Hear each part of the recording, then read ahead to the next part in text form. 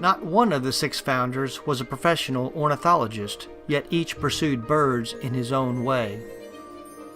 It was Dixon Merritt who sent out the invitations for the would-be founders to meet. He would later write, he was the atom about which the nucleus formed.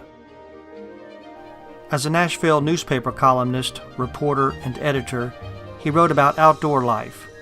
It was said that he knew the streams in their courses, the shape of the land, the soils and timber.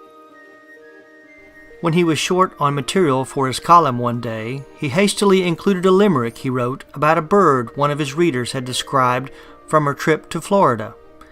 It would follow him the rest of his long life. But whenever we had a dinner anywhere, we always insisted that he recite his limerick. You know his limerick? I've heard of it. Do you know it? Yep. A wonderful bird is the pelican. His bill can hold more than his bellican. He can hold in his beak enough food for a week, though I'm damned to know how the hell he can. We always made him do it. He said, you all know it, but we always made him stand up and do it. Over time, the limerick was published around the globe and gained Dixon Merritt world renown. It had at least 60 variations. Merritt long after said that anybody could have written the fool thing, but I did. Therefore, I finally came to be proud of it. But the limerick was only a side story of what was to come of birds and of people in Tennessee. Before they met as a group, several men were drawn to Merritt's newspaper articles. Herman Yates Hughes from Tazewell was a judge of the Tennessee Civil Court of Appeals. Often in Nashville, on court business, he was the first to approach Dixon Merritt to praise his work as a writer. The two took long walks together to seek out birds, this being the judge's only relaxation from his stressful occupation. What Dixon Merritt learned from Judge Hughes helped fill his newspaper columns. As Merritt wrote his articles, a graduate student lay confined to his room on the wooded campus of Vanderbilt University with a ruptured appendix. He was listening to bird songs through his open window. George Mayfield had been fascinated with the language of birds for years. He developed the remarkable ability to identify birds by their songs and call notes. It was said that he could identify more than 35 species of warblers with a mere chirp. He could identify 50 species that the mockingbird imitated. He became full professor of German language at Vanderbilt. In the years ahead, Dr. Mayfield would become the highest authority on bird songs and one of the leading conservationists in the state. He too came to Dixon Merritt as a kindred spirit.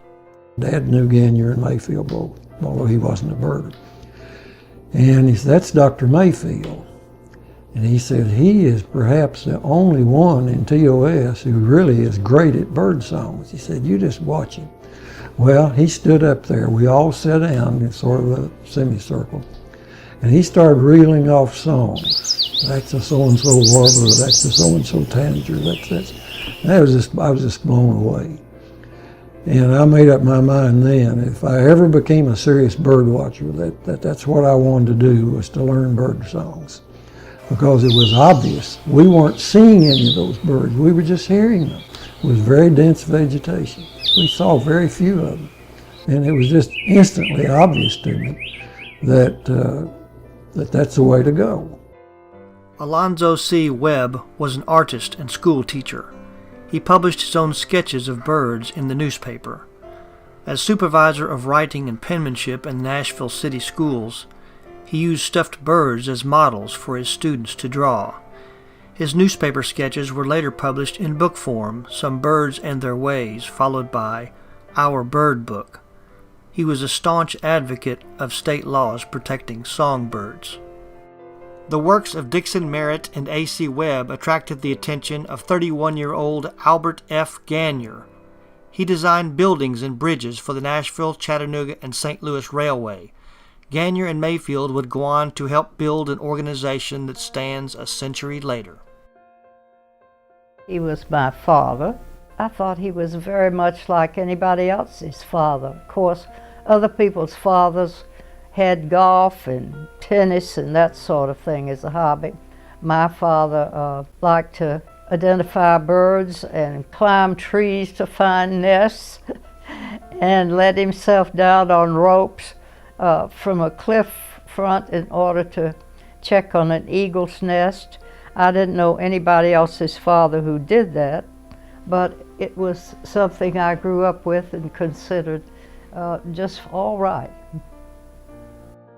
Well, he was kind of the ultimate icon in the Nashville TOS.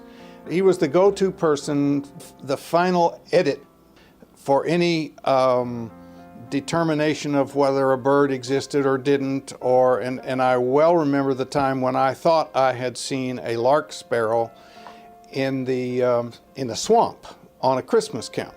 And I was just a kid and I saw the spot in the breast, and so I came back to the countdown that evening and reported with a lot of enthusiasm that I had seen a lark sparrow, and I knew it was because it had a spot in the breast. And Albert Gagnier was the one who was taking the list, asked me if I was aware that swamp sparrows also had a spot in the middle of the breast. And I said, "No, sir, I didn't know that."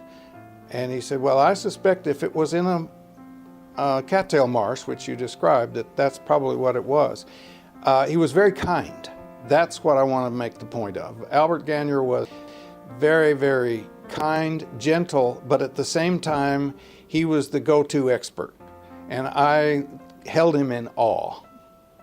He would get with you immediately about how to prepare all the records and data and everything. He was tenacious, but he also was fearless.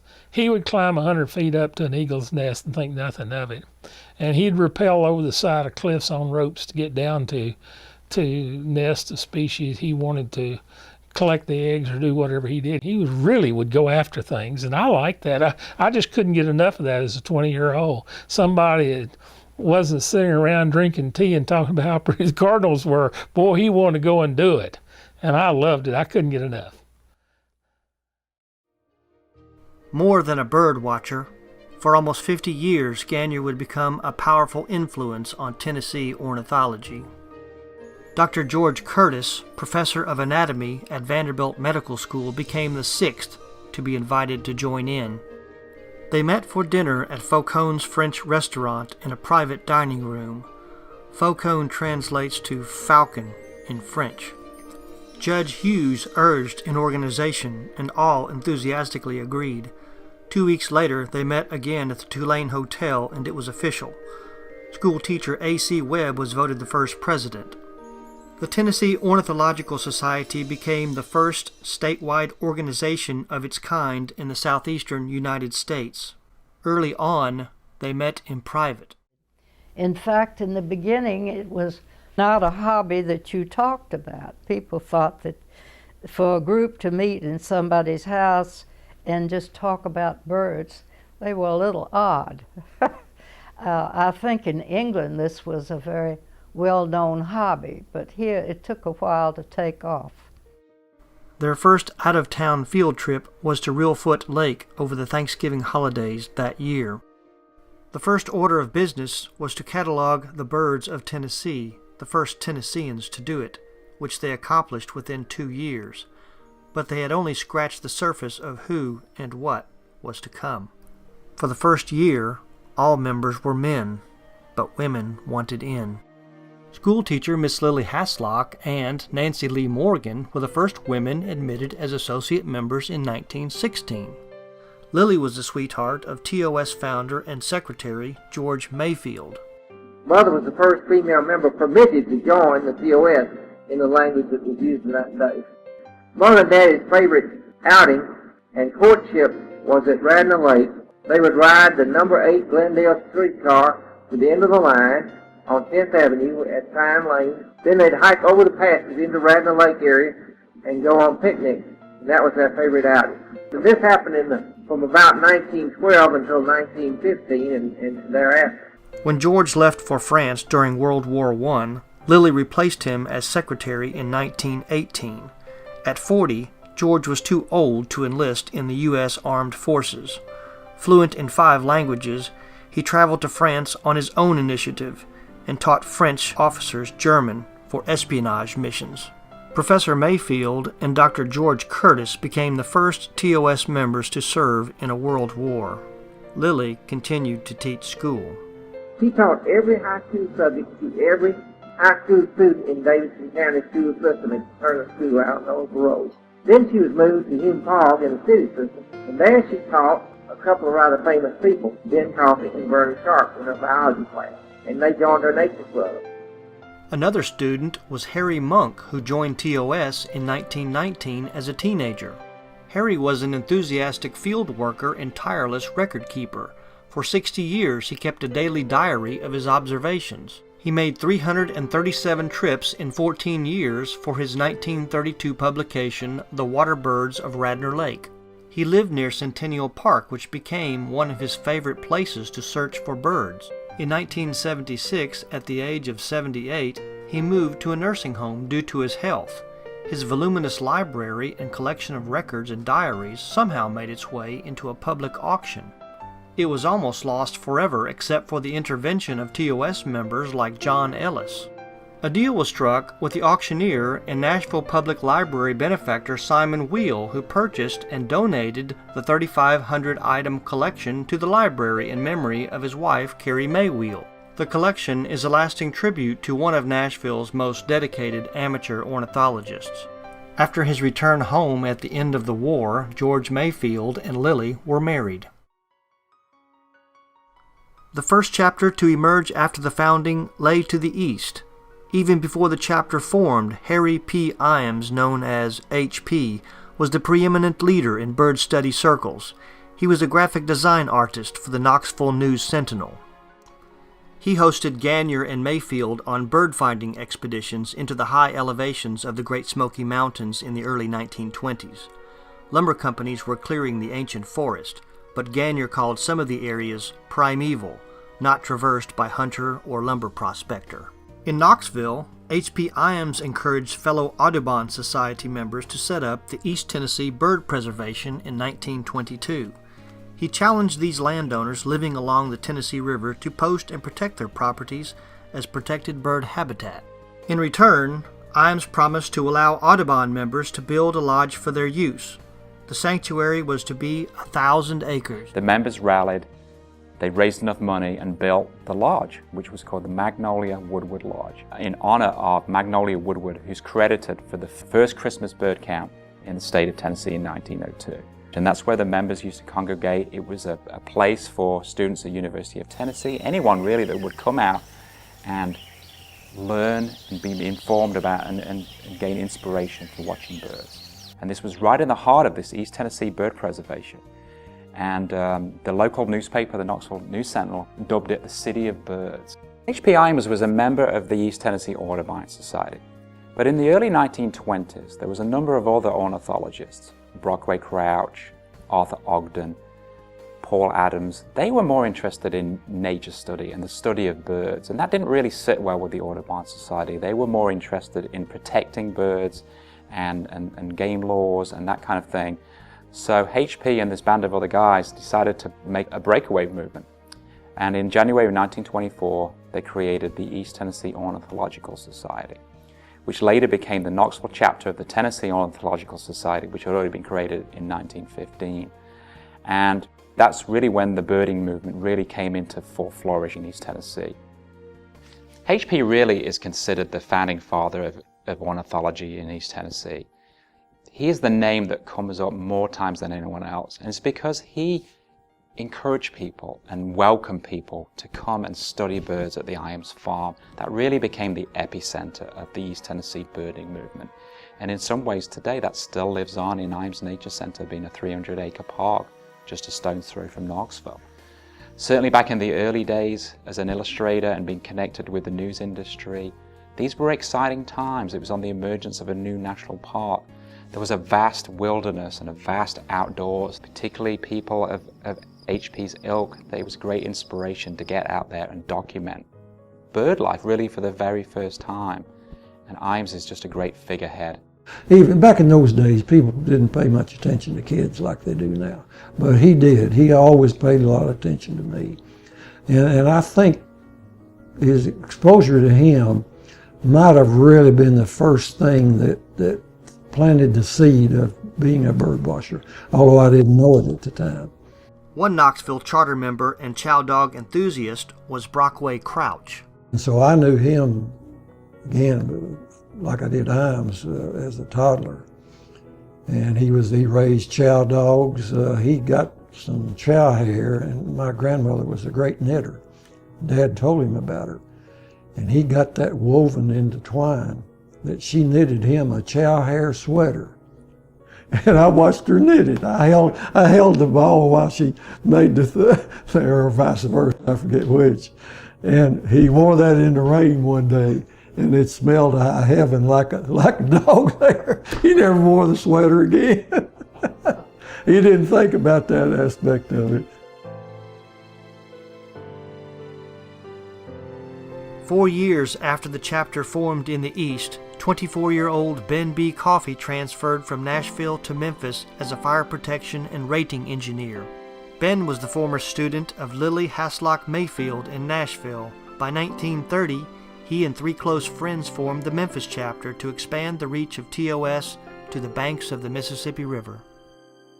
From that beginning, Memphis has always prided itself as being a little bit special because of Ben Coffey. We had Ben Coffey in our chapter, and as our founder, he was the spirit of the chapter in West Tennessee. A few months after the chapter formed, the reserved Ben married the lively Lula Cooper. Lula's energy and passion for birds matched Ben's. It was a marriage and influential birding team that would span the next 60 years. Ben and Lula were joined at the hip. You know, they were an absolute team all the married years of their lives.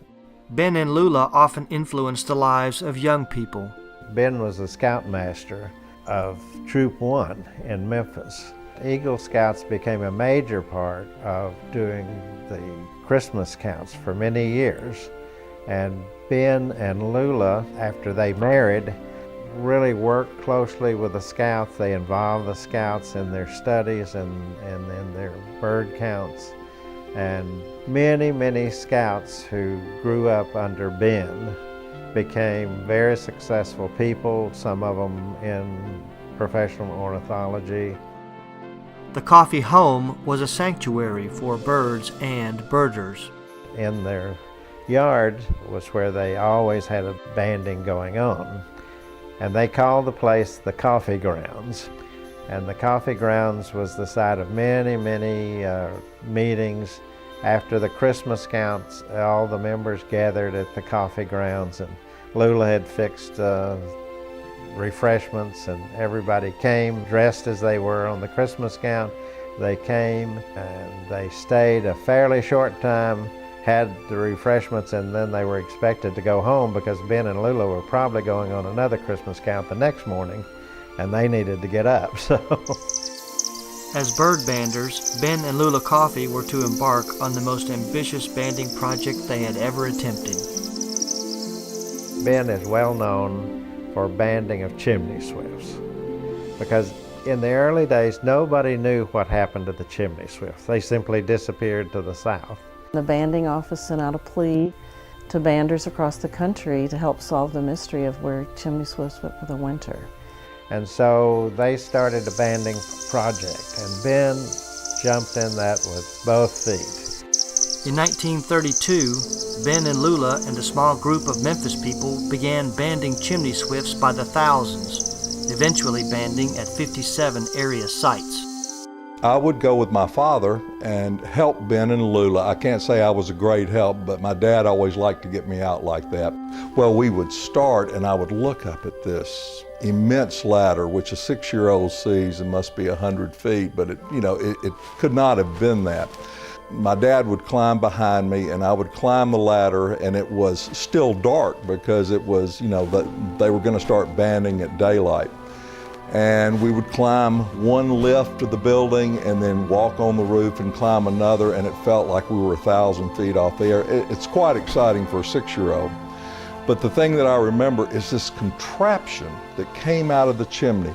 Stovepipes, all homemade, I'm sure, by Ben. Stovepipes coming down the side of the chimney with all the noise of the chimney swifts coming into wire cages covered with Army surplus tarpaulins, and then a little wire door that you reached in and you were able to get one of these thousands of chimney swifts. Ben was very methodical, had his notebooks out, was recording each band very carefully. But Lula took a lot of time with children. She would put the bird in my hand, she would put the pliers in my hand, she would very carefully watch as I banded and say, "Oh, that is so perfect the way you did it." It made it really special for me. In Central and Eastern North America and across Tennessee, the banding continued. They would start at dawn and go till dark, just ringing and flinging. Putting the band on and getting the records and keeping going. Here is a photographic record of one of the activities of the members of the Tennessee Ornithological Society, bird banding. Important information about the life of birds is gained by banding them with the tiny aluminum band supplied by the United States Bureau of Biological Survey. The chimney swift, however, has so far remained mysterious, despite this and all other methods used to trace its movements. Here we see a group of Nashville ornithologists, which is the name for those with a scientific interest in bird life, preparing to trap a chimney full of swifts. During the night, when it was packed with sleeping birds, this chimney was covered with a piece of canvas, trapping the inhabitants.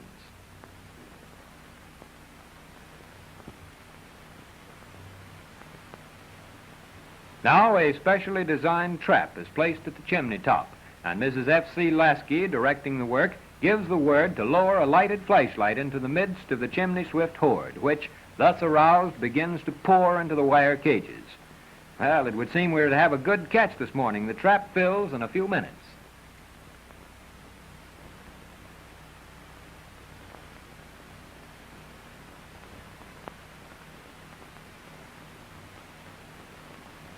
Dr. George R. Mayfield, chairman of Tennessee's Conservation Commission, is among the enthusiastic bird banders present.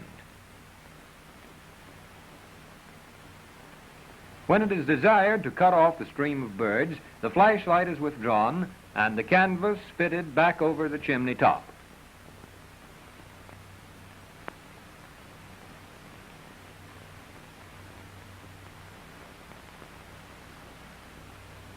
The full trap is now lowered to the roof below, with the birds fluttering madly within. Several thousand have thus been trapped in a single morning. To partially allay their fears, the trap is darkened by a cover as the birds are removed through an opening, which is fitted with a cloth sleeve.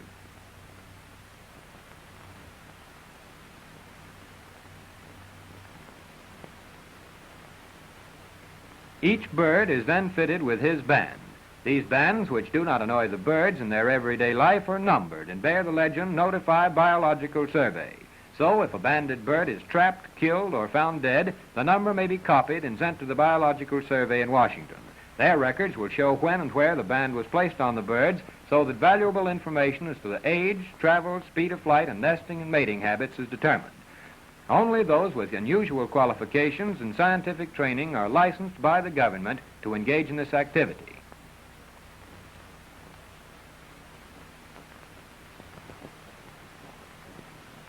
Well, farewell, my fine feathered friend.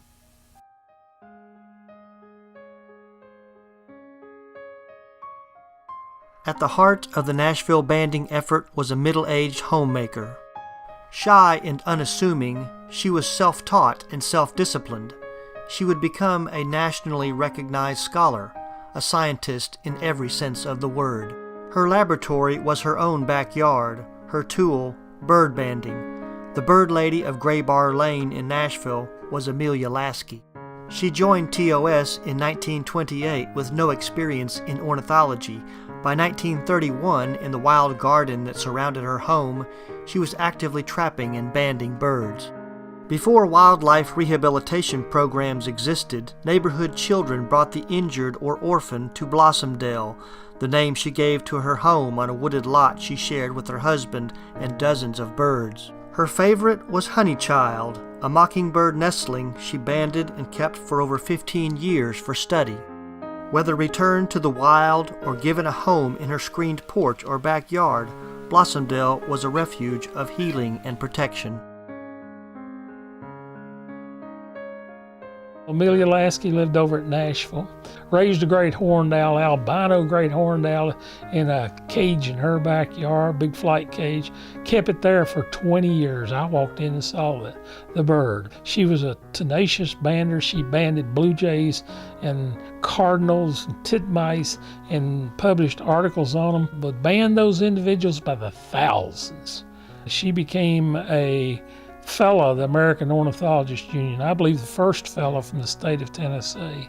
There weren't very many women fellows at the time she was elected. She proved that the mockingbird's songs are learned, not inherited. She studied the then threatened eastern bluebird for over 40 years and initiated one of the first bluebird trails in the country at Nashville's Warner Park. She really used Warner Park as her laboratory, but I think she helped make it a living laboratory and helped show people and really help protect the park through her writing and publishing and the nesting box project. And she involved the maintenance staff, and she involved scouts and the bird club and volunteers. And so it was really, it was a citizen science project, but it really showed how important it is to preserve habitat. And those boxes they've been up in the park. That program is still going strong, and it's still a citizens science project. It's still volunteers run, and I think it just says something about her that the project she started in 1936 is still going on. And the staff and visitors know about her and who she is and what she did. So she's kind of still in the park and still helping protect it. With the birth of chapters east and west, TOS needed a way to weave itself into a single fabric. Beginning in 1930, the Migrant was a highway of information between regions. The official publication of the Tennessee Ornithological Society galvanized the membership into a truly statewide organization. More than 60 years before the internet, the rare sightings, scientific studies, and humorous anecdotes of an expanding membership swept across Tennessee into the living rooms of ornithologists and an emerging species known as birdwatcher. H.P. Imes became the president of the Tennessee Ornithological Society in 1932. But in 1935, he was asked to design a new cover for the Migrant. Really, it was a wonderful illustration because it captured the rich and the broad diversity of bird life, the great blue heron, all the other wonderful birds that represent all the habitats and species in Tennessee. And other than 1 year in 1940, when actually Earl Henry's illustrations were on the 25th anniversary of that publication, H.P.'s illustration on the cover ran from 1935 to 1991. Incredible, 57 years having the same cover. One of the great ways to understand the roles and the activities and really the rich history as part of the Tennessee Ornithological Society is to go back and go through, or go online and do it these days, is to read the entries that were in the journal, the Migrant. It brings to life the wonderful the days of these Tennessee Ornithological Society and TOS and how the clubs work together to contribute a rich tapestry of learning and understanding of bird life across East Tennessee.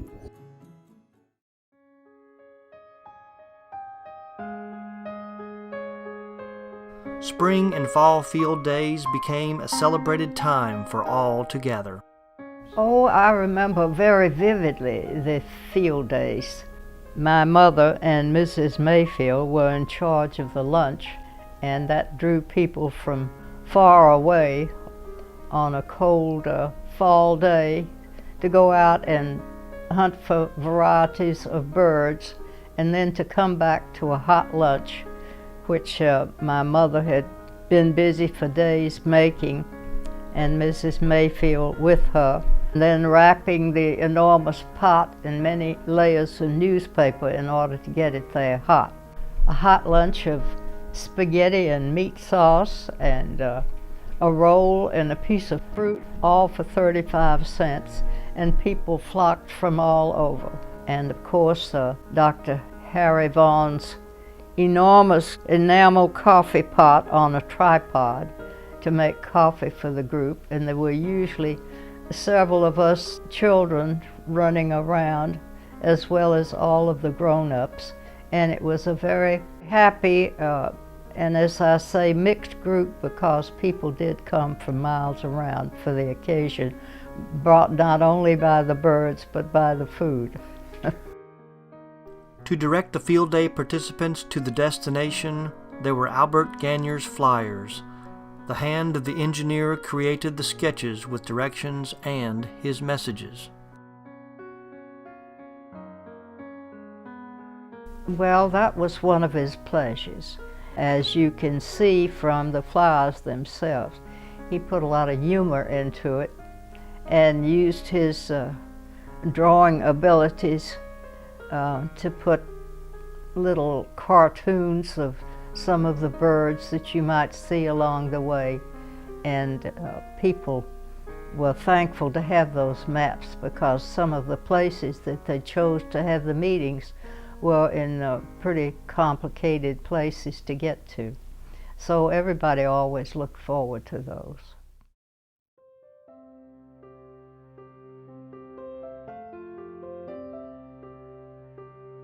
As a student, Earl Henry seemingly wished to keep his birds forever, suspending them in time through his skillful use of taxidermy. He joined the Knoxville chapter in 1929. His talents would reveal themselves through his hands and his voice across the state and across the ocean. After undergraduate school, he attended the University of Tennessee College of Dentistry in Memphis in 1933. While there, he became the president of the TOS chapter in Memphis. Within 2 years, he returned to Knoxville as a dentist. Believing that no patient would want a dentist handling birds, Earl Henry began preserving them on canvas instead.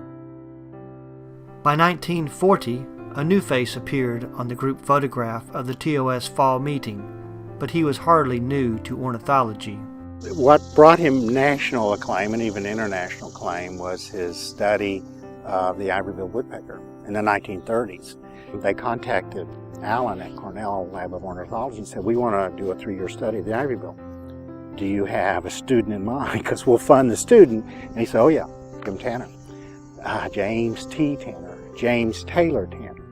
And so Jim received the first Audubon Fellowship to study an individual species, and by study, learning everything you can about it, where it lived, or how it takes care of its young, and so that a conservation plan could be created in the hopes of saving this one individual species. Jim Tanner became the preeminent authority on the critically endangered ivory bill, but his students always came first. He was involved in his students' life. He did not keep regular office hours, see me between 2 and 4 every afternoon. His office was always open. If he wasn't in class, you could come talk to him about any problem, whether it was academic related or even personal related. He really mentored. He was a big brother, even a parental figure to a lot of these students in the 1950s, 60s, and 70s until he retired from UT. So for 30 years, first and foremost, he was a teacher.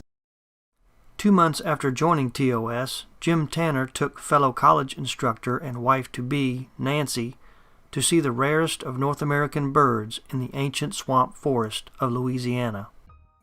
Up again at 4, he picked me up and we drove to Sharkey Road, and then we started hiking. Again, through the mud, caught by the vines, falling down, climbing over logs in the dark, and got to the new section and were seated on a very wet log. And about 7:15, when the sun was up, all the other birds had awakened. We'd heard them all, and all the other woodpeckers had awakened. Out came the male from the roost hole and scrambled up to the top in the sun and preened a while, and then he bam-bam, then he bam-bam, and then the female came out and flew over. She was in another hole about 20 feet away and joined him, and they sort of cooed and gooed, kien. And then they gave the call, which is like a very strong red-breasted nuthatch. And then they flew off. And Jim said, stay where you are. Well, I didn't know where I was. No idea where I are. And I was getting wetter and wetter. But I did sit there and saw a lot of birds that came by.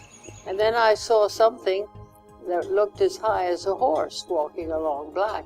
Realized it was a black wolf on top of a log. And I thought maybe if I waited, I'd see a panther. Everything in the Singer tract that had ever been there was still there, except if the Carolina parakeet or passenger pigeon were ever there, they weren't. But everything else was there. So when the Singer tract was cut down, it wasn't just losing the ivory bills, but everything else that had never lived there. And it was very exciting. And I thought, well, if Jim doesn't come back, I have no idea how to get out of here. But he got back. So here I am.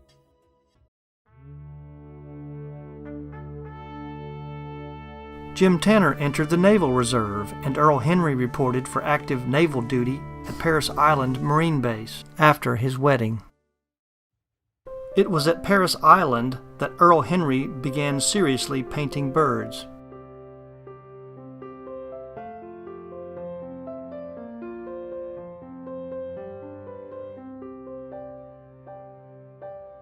Known as the bird guy in the Navy, he would often seek out birds on the base. In 1943, he was transferred to the Dental Corps at the U.S. Naval Academy at Annapolis, where his painting continued.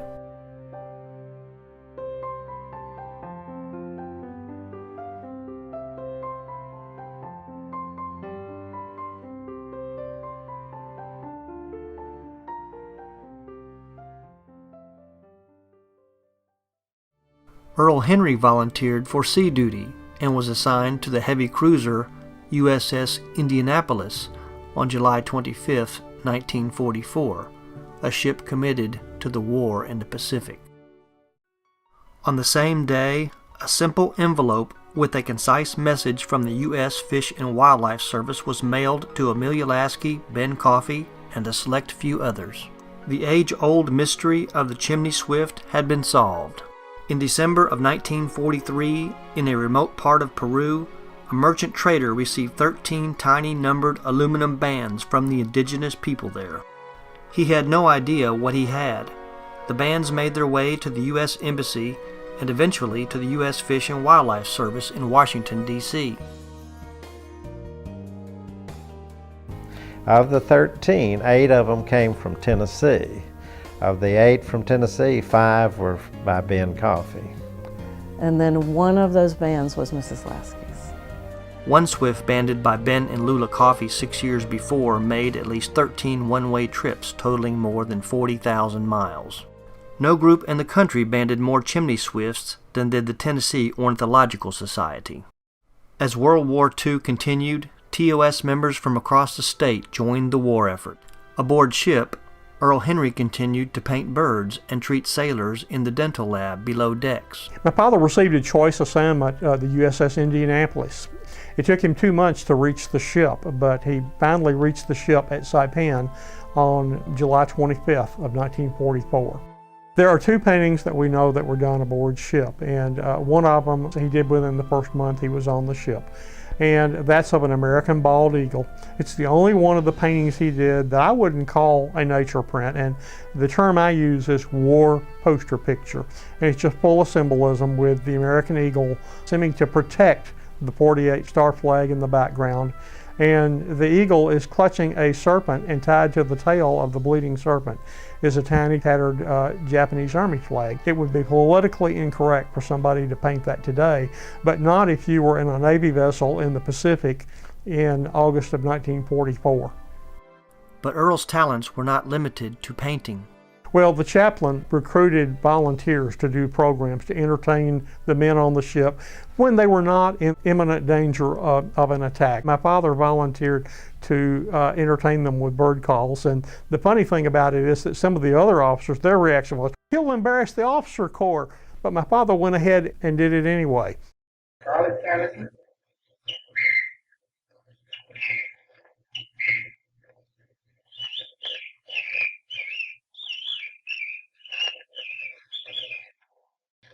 Carolina Ring.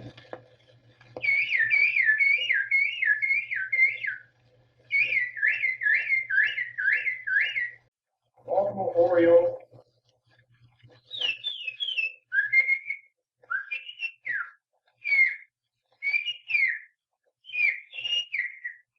And there's a book written by the widows of another officer who went down the ship describing that from her husband. She said, it brought the house down. They loved it, and they wanted him to do more of those.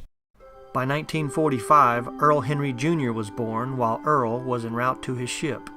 He received word, and he sent his son a note.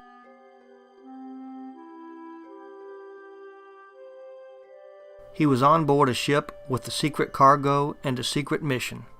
After completing its mission, it sailed for Guam. Tragically, Earl Henry died on the ill-fated USS Indianapolis. He was delivering parts of the atomic bomb used during the Second World War to end the Second World War, and it was on the way back that it was torpedoed and ultimately sank. Many of the men perished in the water. Sadly, Knoxville and East Tennessee lost a talented ornithologist, a talented artist in his own right, and also a wonderful dentist as well. There were 880 men that died in the sinking of the ship, and that's the greatest loss of life from the sinking of any U.S. Navy ship. There were 317 survivors.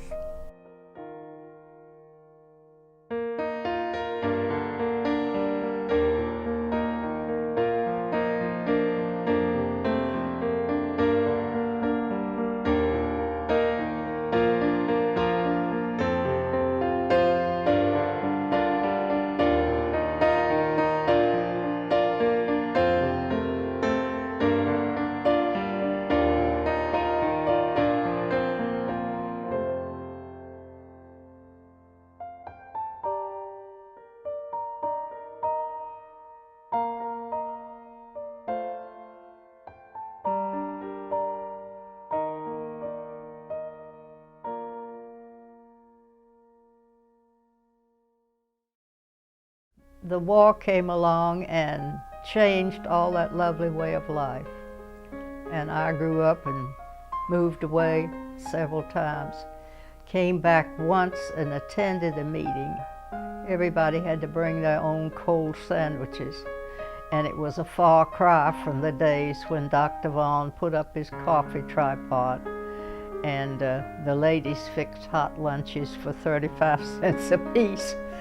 And but people were still rallying around and enjoying getting together and trying to find as many species of birds that they could.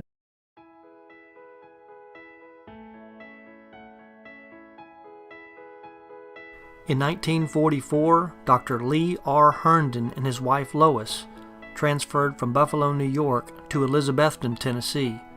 They quickly helped breathe new life into the membership of the organization, especially in the northeast counties. Those unfamiliar with his doctorate in chemistry often thought him a professional ornithologist. In the 1940s, TOS chapters sprang up around him. He was a person who was very interested in bird clubs. He was responsible for having founded groups that became the Bristol Bird Club, the Kingsport Club, the Greenville Club. It was 1944, the Elizabethton Club, which was the first one in northeast Tennessee. He became very active in the state organization. He was very interested in publication of the state journal and probably spent about as many years as anyone as editor of the Migrant. He was a bird bander, and the only one that had been in this part of the world. So many of us say we're of the tree of Herndon, and that means that you began under him and that you kind of developed all your early understandings about what to do with birding from Dr. Herndon. Almost nobody ever referred to him unless they called him Dr. Herndon. He was a very formal type of person. He didn't have a great deal to say, but when he did, it was pretty significant. He was quite a leader of the Tennessee Ornithological Society.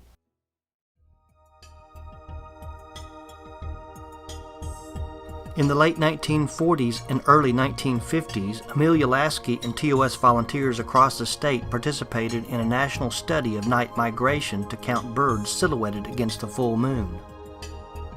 TOS counted birds as they raced toward their breeding grounds. The skies were most crowded between 11 and midnight. But as some birds flew across the moon, others came crashing to the ground.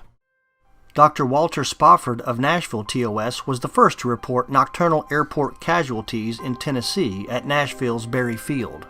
At first a mystery, the cause became alarmingly clear. The airport solometer, an instrument that emits an intense, concentrated beam of light to measure the cloud ceiling, was attracting tremendous numbers of fall migrating birds. As the birds circled the mushroom canopy of light reflected on clouds, they were incapacitated, fluttered, and fell, impacting the runways and grounds on nights of low cloud ceilings when birds were forced to fly lower than usual. 248 casualties, including 95 red-eyed vireos and 27 warbler species, were taken to Amelia Lasky and Dr. Spofford for study. Albert Gagnier made study skins from some of the dead. Other airports like Knoxville, Chattanooga, and Seward Air Force Base in Smyrna began reporting the same phenomenon, and TOS members responded to investigate. After airport bird falls in 1951, the solometer operators were authorized to turn off the light if birds appeared. At Nashville in 1954, some TOS members anticipated the deadly situation when a cold front arrived. They went to the airport and they found many birds circling the beam, the reflections creating a glittering effect. Amelia Lasky asked that the light be turned off, saving thousands of birds. By 1956, Amelia Lasky sent her detailed reports to Mr. F.C. Lincoln of the Fish and Wildlife Service, who sent them to the Air Force headquarters in Washington, D.C. Through her efforts, special ultraviolet filters were installed over solometer lights at commercial airports and all Air Force bases east of the Mississippi River, eliminating the bird falls. The Pentagon listened to the bird lady of Gray Bar Lane. With the solometer problem solved, TOS turned its attention to television towers. In bad weather, birds collided with the towers and supports, attracted by the blinking lights. Catherine Goodpasture and many other TOS members studied the casualties for decades and made efforts to preserve and use the specimens for scientific purposes.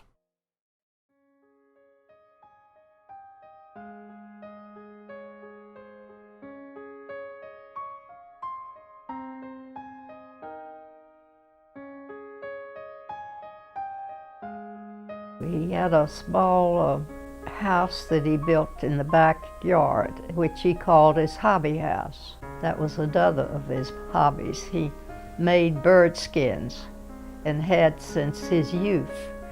And he had these in cases, very carefully placed and labeled. People would hear about it and they would call and ask if they could come, and he would usually oblige. And since the hobby house was not part of the house, it didn't interrupt the household schedule, so he was able to take them out and show them his collection. He was usually very gracious about it.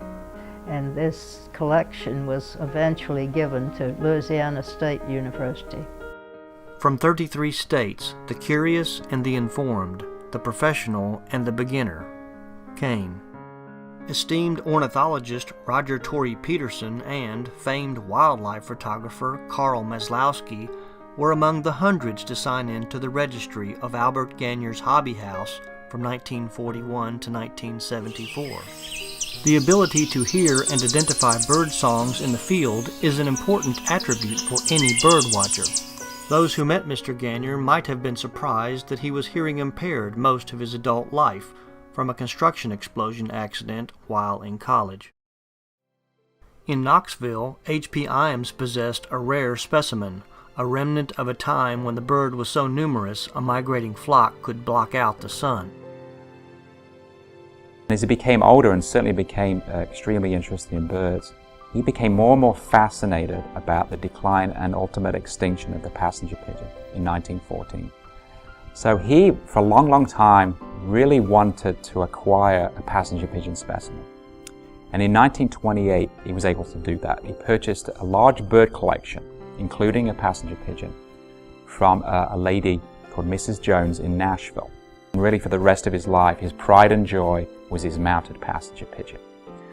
In 1953, when H.P. was really very infirm and just before he died, he left very specific instructions to Frank Lovingood, his son-in-law, that in the case of a fire, the first thing that had to be removed from the house was the prized passenger pigeon.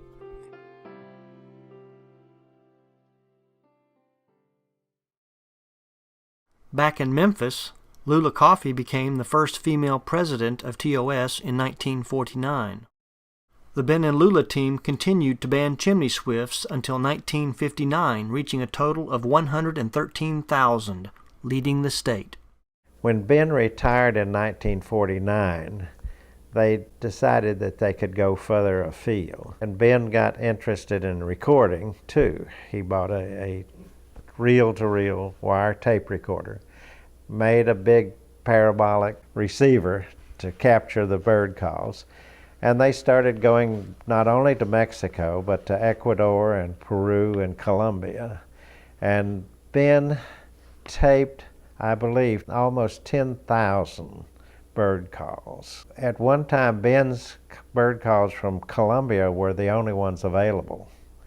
Bird songs and calls taped at Explorers Inn of Puerto Maldonado, southeast Peru, by Ben B. Coffey Jr. and Lula C. Coffey. Gray neck wood rail.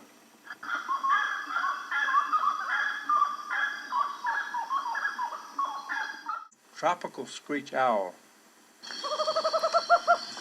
Gray potu, or Aya Mama.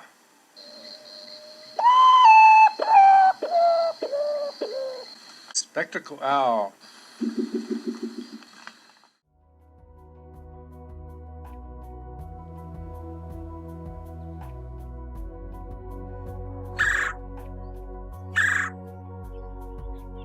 Back in Tennessee, the President's Message of 1969 came from Columbia chapter member George R. Mayfield, Jr. He was a pathologist with an opera-quality singing voice.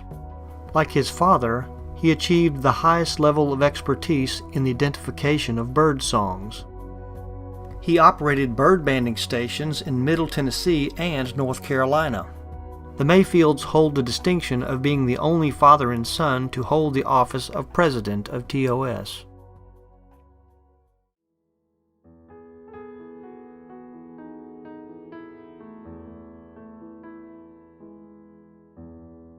The Flyers went out as usual for the Nashville Fall Field Day of 1973. The hand that penned the flyer was as steady as ever, a floating theater on the Harpeth River. Participant Ben Gross remembers that when the trip was done, the guests urged Mr. Gagnier to make the event an annual one. His reply, "No, this is my swan song." And so it was. 2 months later, on December 20th, 1973, the patriarch of TOS died. And so too was gone the last survivor of that first meeting when 6 men gathered together to build a society and to break all boundaries to study and protect Tennessee birds. Amelia Lasky died the day before. John Ellis wrote that in the 90 years that separated his birth and death, Albert Gagnier never experienced boredom. His input to life spared him this tragedy. In his lifetime, Albert Gagnier published 206 articles, 153 of which were in the Migrant, a figure perhaps never to be equaled. He was the backbone of TOS, especially in the early years. For over 5 decades, he embodied the spirit of what the Tennessee Ornithological Society stood for. A small monument lies atop a hill at Radnor Lake in Nashville.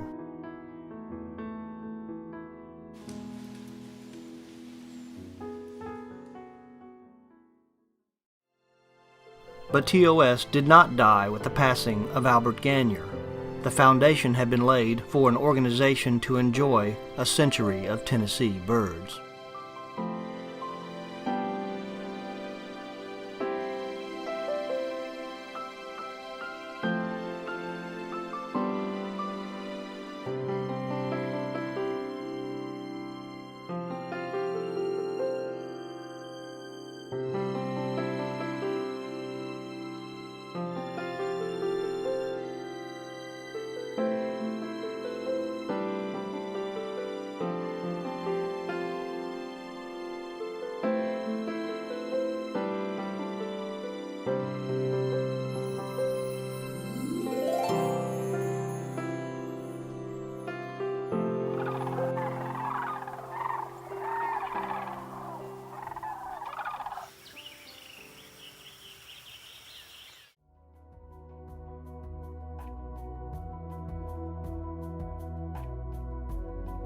Jim Tanner from Knoxville was one of the many who carried on the missions of TOS. He also founded the first graduate-level ecology program in the country at the University of Tennessee. He devoted his life to the service of helping birds and others. One day, Jim and Nancy Tanner were walking on the other side of Island Home near the Iams Park, and they were at Meats Quarry. It was a disused quarry. It was really an illegal dump at that point, and it contains a 25-acre lake, a wonderful 25-acre lake. Well, it was right over what is now part of Iams, and we were sitting on the bank, and across the way there were 2 little kids coming down, and one of them got going too fast and couldn't stop going downhill and fell in the water, and the other one yelled, "He can't swim, he can't swim." So Jim took his boots and his jacket off and his binoculars off and dove in and went over and pulled the boy out and saw that he was okay and saw that he got back up the cliff where he belonged. As Jim Tanner was saving a life, a column ran in the Knoxville newspapers written by one J.B. Owen. He was a bird enthusiast well before taking up his column. Beginning in 1960 and for the next 40 years, he devoted his life to expressing his passion for birds and wildlife, never missing a week. He was said to be shy, but eventually he gave talks in front of hundreds of people. Birds changed his life in the lives of those within the sound of his voice or the reach of his typewriter. It was widely believed that he did more to educate the public about birds than anyone in the region. His favorite birding spot was Sharp's Ridge. A plaque there in his honor overlooks Knoxville.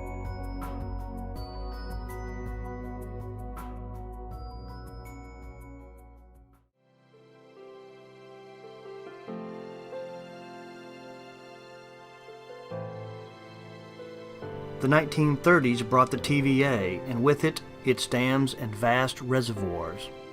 As water filled the valleys, the osprey expanded its range, but big trouble lay beneath the surface. Something was keeping these scarce birds of prey from reproducing, the most likely culprit, pesticides.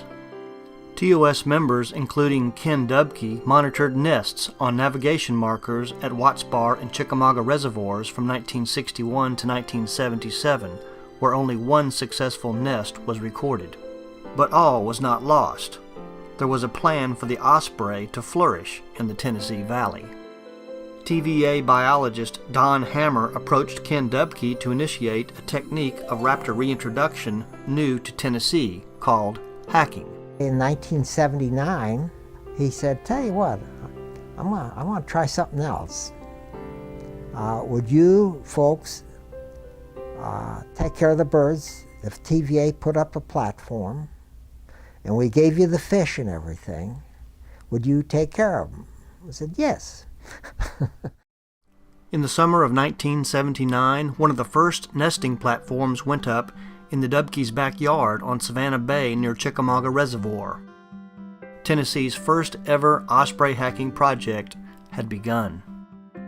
4 young ospreys were brought in from a healthy population in Chesapeake Bay. 2 were placed at the Dubke's property and 2 went to Norris Reservoir. Hopefully, the young birds would accept this as their new home and return year after year. Unlike some hand-fed birds, if ospreys see their caretakers in the open, they do not imprint on them. The care of the birds fell to the Dubkes, Ken and Lil. We did not hide ourselves feeding the birds. I mean, we had a big long pole with a wire basket on there, and I remember I could be cutting grass out there at the house, and the young birds would just sit up there looking at me. But if we were cutting up a fish, they knew what was going on, and they started cackling away, you know, and they're ready to eat. The birds fledged successfully that summer, and the hacking program was extended by the Tennessee Wildlife Resources Agency and a host of TOS volunteers to 16 sites across the state. With the Osprey Recovery Project underway, by 1980, the eyes of TOS looked to the north border of Tennessee for the return of America's national symbol. For almost 20 years, no young bald eagle fledged from a Tennessee nest. Bald eagles had not nested in Tennessee successfully since 1961, and that was due to DDT, causing the eggshells to be so thin that they would break when the adults tried to hatch the eggs. Utilizing hacking platforms as with ospreys, young eagles were transplanted to Tennessee. In the 1980s, Bob Hatcher received bald eagles flown in from Alaska, Wisconsin, Minnesota, and other states, as well as zoos from around the country. They were banded by Martha Waldron of the Memphis chapter. The first attempt at bald eagle restoration was at TVA's Land Between the Lakes in 1980. But the next year, in an isolated area on the northwest side of Reelfoot Lake, the return to Tennessee of the bald eagle took off like never before, with TOS volunteers perched in a tree. The very first year, a site was selected in Reelfoot. Viewing platforms and holding platforms for the eagles were constructed 60 feet up in these towering trees. And to reach your platform there, you had to climb up 2x4s nailed into the tree. So it was a daunting and challenging experience for a lot of people to climb that 60 feet, because that's as tall as climbing up the outside of a 6-story building there. After you got up about 20 feet, there was a little framework that supposedly if you fell, you could grab onto that. But it didn't give you much reassurance there. Retired university professor Arlo Smith and his wife Noreen of the Memphis chapter of TOS agreed to tend to the eagles the first year, feeding and observing them daily. Members of the Memphis chapter volunteered to feed the new eagles the following year, but the accommodations were less than luxurious. And you're in this little screened-in tent. There would be usually just 4 of us women together on the 2 or 3 times we went. And Of course, every frog in the whole world is making sounds. Every night bird is making sounds. The barred owls would get in the trees above the tent and do that maniacal laughter sort of call. And even though you knew exactly what was making every single noise, still, you know, the hair on the back of your neck would stand up and you'd get chills and wonder, you know, what was really out there. Every day you would have to slog through the swamp carrying 5-gallon buckets of fish that then had to be winched up to the platform on a pulley there. And then there was a little trolley system between your viewing platform and the eagle holding cage that you put the fish in a tray and pulled a rope, and it went out the little trap door and traveled across to the holding cage. And so the eagles never saw who was feeding them there. I don't know what they thought, but fish came from heaven, I guess. Sometimes the water was very deep. Sometimes it was up to our waist. Sometimes it was up to, at least for me, it was up to my armpits. Other times when it was not enough, a lot of rain, it was only up to my waist or my knees. When we would bring the feeding tray back, we would have to sort of clean it out before we put new fish in or the fish for the day in. So we would dump the tray over the side. Within 10 minutes, we had snakes all at the base of the tree eating the remains of the fish. The program spread to other hack sites across the state. By the efforts of TWRA and TOS volunteers, the eagles began to come back. Back in East Tennessee, the osprey population was increasing like never before. By 1999, the last year they were counted, there were 131 active nests in Tennessee, one of the largest inland populations in the country.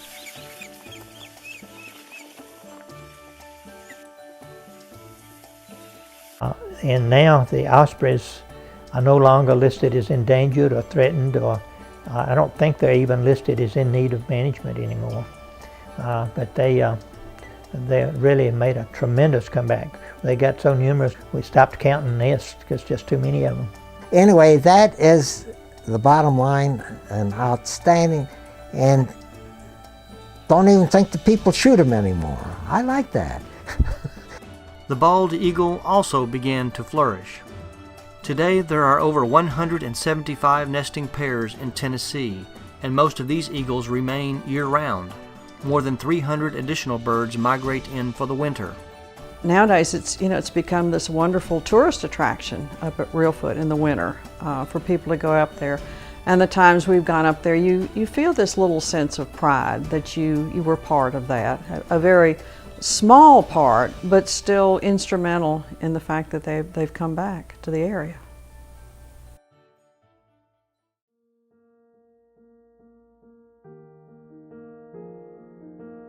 Dr. Catherine Goodpasture of Nashville was a scientist at Vanderbilt in the field of bacteriology. She applied the same energetic approach to bird study that she did to her occupation. She opened her Basin Spring banding station in Williamson County and invited everyone who would come and learn. I actually met her farm before I met her, and I just saw the cabin and the place and knew that I was going to like her. But the minute I met her, I just wanted to be around her and learn from her. I wanted to be a bird bander. I was fortunate enough to get around her, and she inspired many people. Many bird banders, many birders, many gardeners. Dr. Catherine Goodpasture inspired so many people to care about birds and plants and nature and to be inspired by it and wanting to learn more. And I think she touched so many people's lives. She touched mine. While at her Basin Spring banding station, she mentored and encouraged aspiring bird banders who today advance the research that protects birds and their habitats for all time.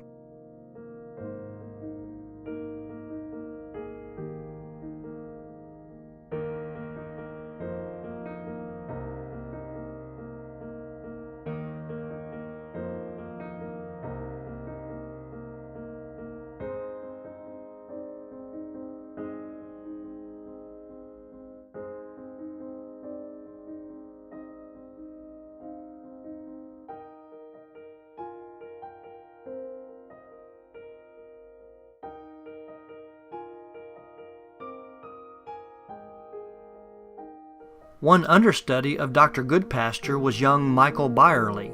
He quickly learned to identify birds from holding them in his hand, both at the Basin Spring Banding Station and at the television tower casualty sites.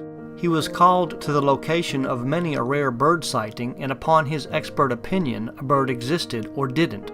Many birders received their start from Byerly's continuing education bird classes at a Nashville high school and later at his business at the time.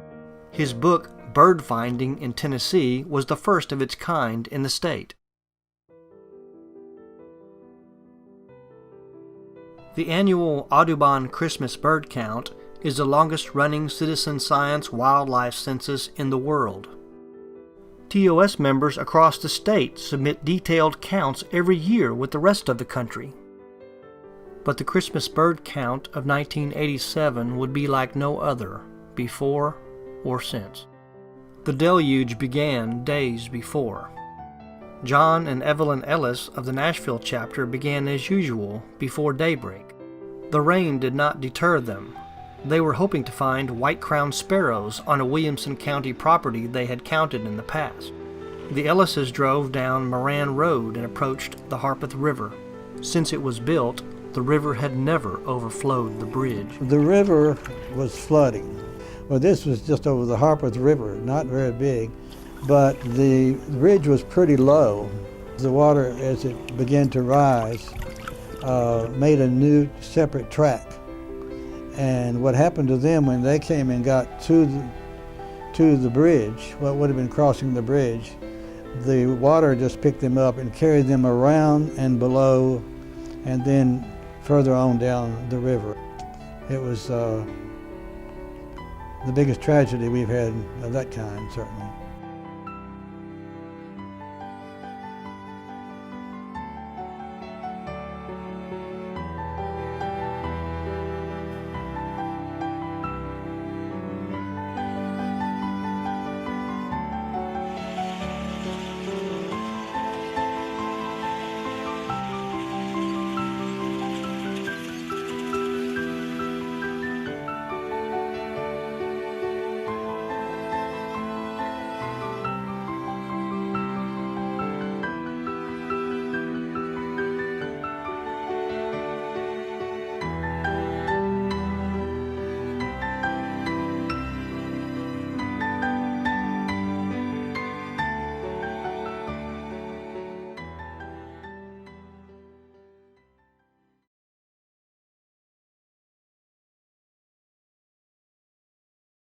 As the Tennessee Ornithological Society deeply mourned its loss, it would take on one of its most ambitious projects ever: to discover, locate, and record the distribution and abundance of every breeding bird species in the state.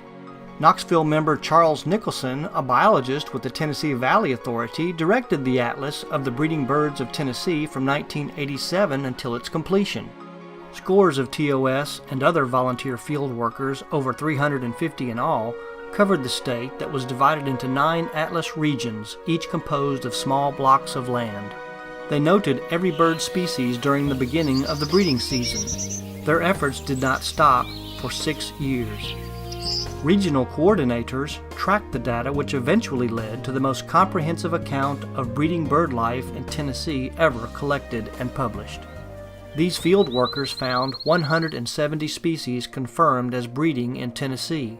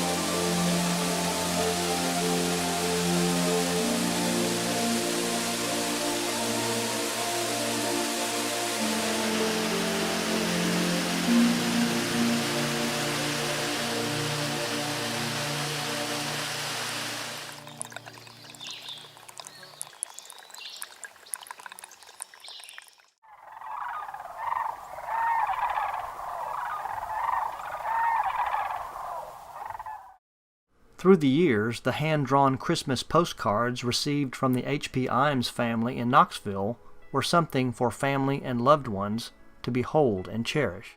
The Imes girls helped by embellishing their father's pen and inked illustrations with colored pencils. In 1942, the postcard featured the rare and magnificent sandhill crane inspired by a flock observed by a local farmer that year.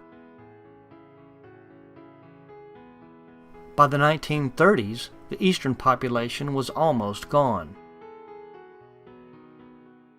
They were on the verge of extinction, you know, and Aldo Leopold made an effort to see how many were left in Wisconsin, and he came up with, I think, 25 pairs that he knew of. Ken Dubke compiled reports of these scarce birds as they migrated through Tennessee in the late 1950s. We participated for several years. I'd compile all the information. I'd tell the folks, let me know if you see the cranes flying over. Are they in the air? Which direction are they going? And if they're on the ground, where are they staying? And I believe that was 1959, between about the 28th of October and I think about the 5th of November. Report any cranes you have. And we were on the migration route, and so I'd report 2 or 3 cranes maybe. But by the early 1990s, sandhill cranes were traveling through East Tennessee in numbers perhaps never seen before, especially in a place called Hiwassee. Located at the confluence of the Tennessee and Hiwassee rivers between Dayton and Birchwood is the 6,000-acre Hiwassee Wildlife Refuge.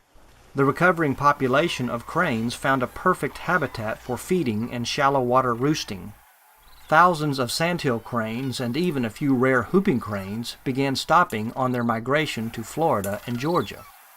With the managed cultivation of corn by the refuge staff, the cranes found a plentiful food supply.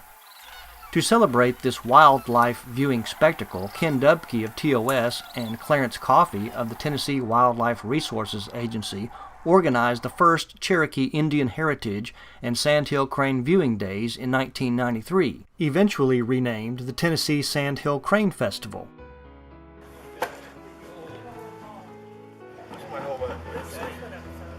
Firm believer in working with the local people, so I went down to Birchwood School. And I talked to the principal, and I said we'd have it as a fundraiser. And in the cafeteria, raised money and so on, and I put together the program, and this is the best place in the world. With the school, even with the kids there, we had the art there, coloring, and we put up their artwork there and hung it in. Since that time, TOS members have thrilled the public by assisting them with the rare opportunity to observe one of the largest winter concentrations of sandhill cranes to be found anywhere. The Tennessee Sandhill Crane Festival brings together thousands of people every year to experience this migration phenomenon. Now as many as 12,000 sandhill cranes spend their entire winter near Hiwassee. Through the outreach of TOS volunteers, children and adults for the first time have stood amazed at Tennessee's bird life in a way they might remember forever.